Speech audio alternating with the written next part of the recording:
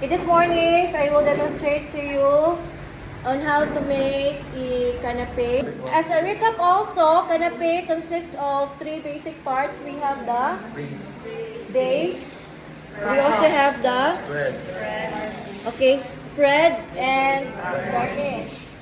So I will present to you our ingredients, our parts of canapé. The three basic parts. Okay, so for our base here, we're going to use pita crackers. Okay, palay pita crackers, pwede rin slice bread ha. Iwan ang damay. So, kailangan tanan o pita, no?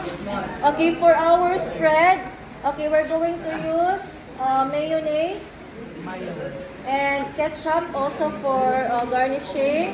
Straight, 4 types of canapé. So, we have the vegetable. Okay, for our vegetables here, we have red bell pepper, we have tomato, spring onion. For our seafood, we have our tuna. Okay, tuna.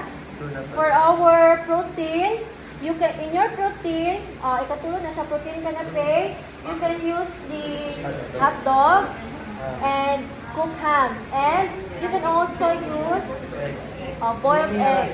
Okay.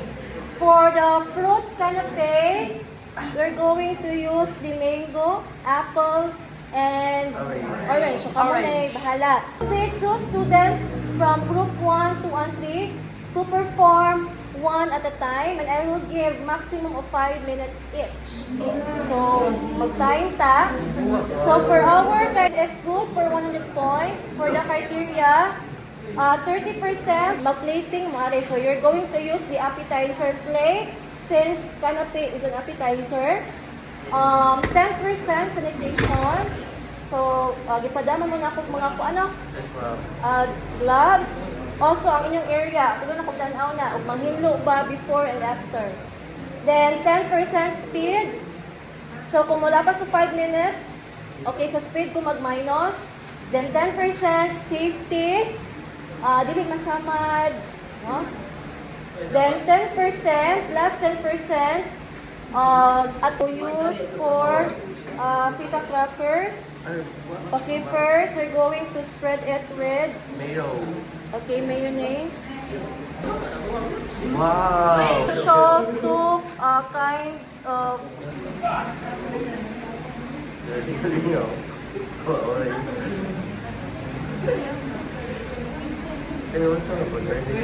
okay, protein canapé. So I'm using Parsley. okay, this is parsley. Makaon ni siya ha. Yes, edible. Edible na siya. Okay, next is seafood.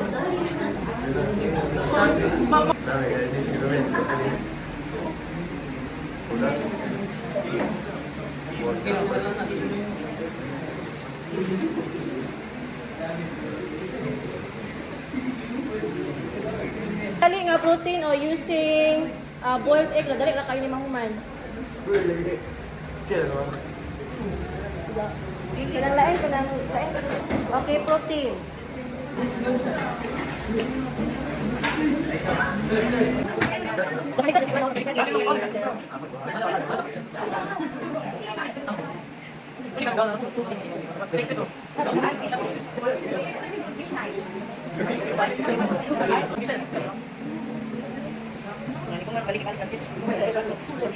Okay, semuanya siya.